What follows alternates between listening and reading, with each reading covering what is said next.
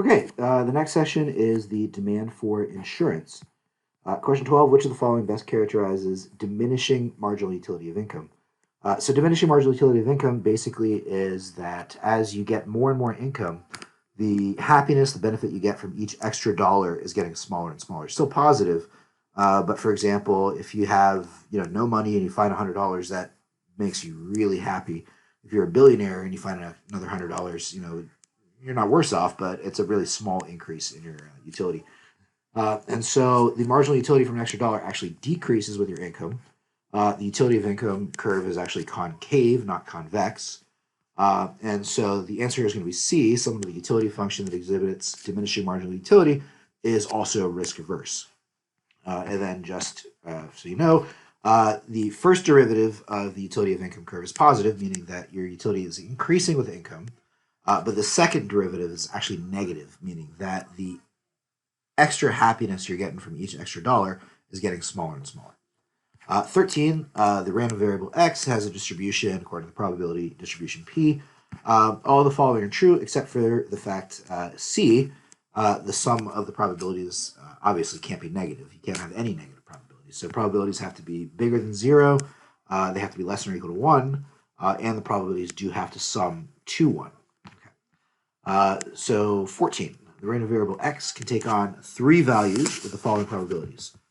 It can be 40 with a probability of 0.5, 80 with a probability of 0.2, or 90 with a probability of 0.3. So the expected value basically is just going to be you take each value and you multiply it by its probability. So it's going to be 40 times 0.5, 20, plus 80 times 0.2, 16, plus 90 times 0.3, which is going to be 27. So if you add all those together, you'll end up with D, an expected value of 63. 15. Suppose that there is a 25% chance that you're going to get sick next year. Your income when healthy is $40,000, and your income when sick is half your healthy income. Given these numbers, what's the expected value of income? So your healthy income is 40,000, and if there's a 25% chance you're going to be sick, then we know that there is a 75% chance that you're going to be healthy. So we go 0.75 times 40,000, and then your sick income is half of your healthy income, so your sick income is $20,000. So multiply that by 0.25, so it's going to be 40,000 times 0.75 plus 20,000 times 0.25, and that should give you B, 35,000. Question 16. If you're risk averse, which of the following must be true? So let's go through each of these. If you're risk averse, then you'd rather have $500 with certainty than a gamble that has the exact same expected value. So you wouldn't be indifferent. If you're indifferent, that means you're risk neutral. B is the correct answer here because, again, you'd rather have $500 for sure than a coin flip that has an expected value of $500, but potentially could give you 0, right? So basically, it's because you have diminishing marginal utility of income. You get more utility from going from 0 to 500 than you would from 500 to 1,000. And so that chance of winning that 1,000 actually means less to you than the chance of losing 500 does. And then C basically is just restating this whole gamble. It's basically saying here with C that you'd rather have the gamble than the certain outcome. And so that would be a risk lover. And then D, you'd demand, actually, if you're risk averse, you'd demand more insurance than a risk neutral individual. 17, which of the following is true about a risk loving individual? And so certainly they have increasing marginal utility of income.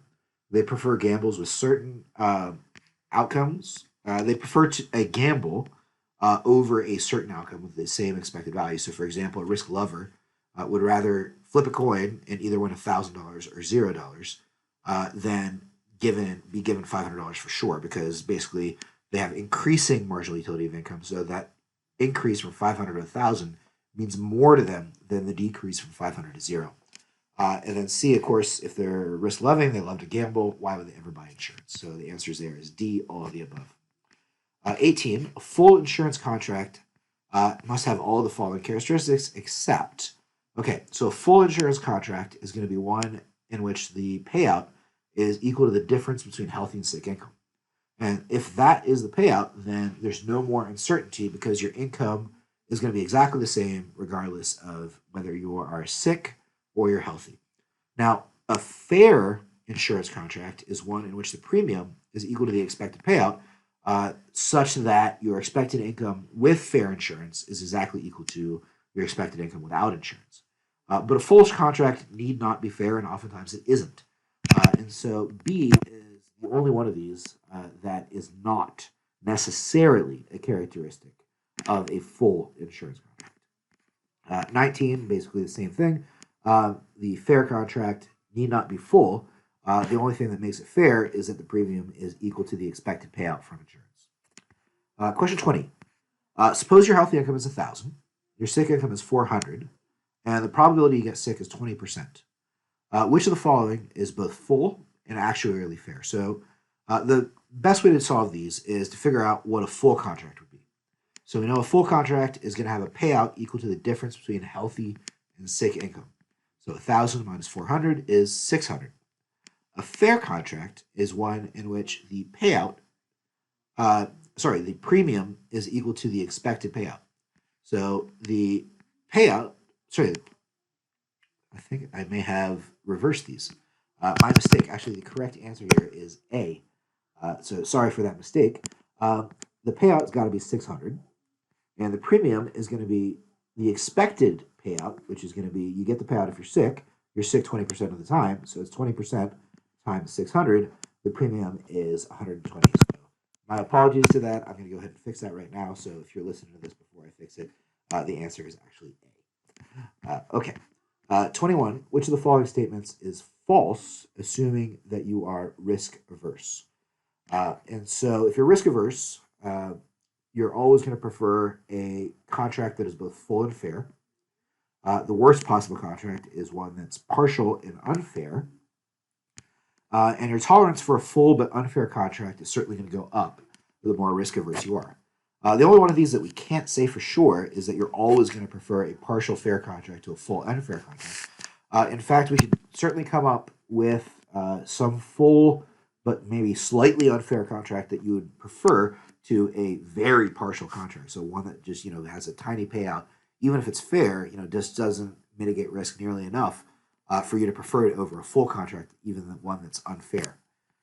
22. Which of the following is true about a full but unfair insurance contract that somebody prefers over being uninsured?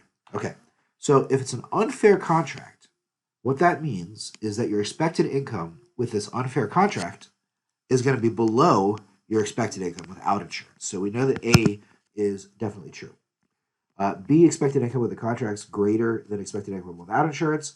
That's certainly not an unfair contract. Well, it's unfair to the insurance company, but it's more than fair to you. B, the premium is less than the expected payout if sick. Basically, that's the same thing as B. What makes a contract unfair is that the premium is more than the expected payout if sick. And then D, the payout is less than the difference between healthy and sick income. Well, that would be a partial contract, right? So here the answer is A. And then 23, which of the following reduce somebody's demand for insurance? And so if you become more risk averse, that means you like uncertainty less, which means you're going to demand more insurance. If you're more likely to get sick, then you're more likely to want insurance to protect against that event. And then if you're offered a fuller insurance contract, then you're more likely to want to buy that contract. So only C would reduce your demand for insurance if the magnitude of loss relative to income goes down.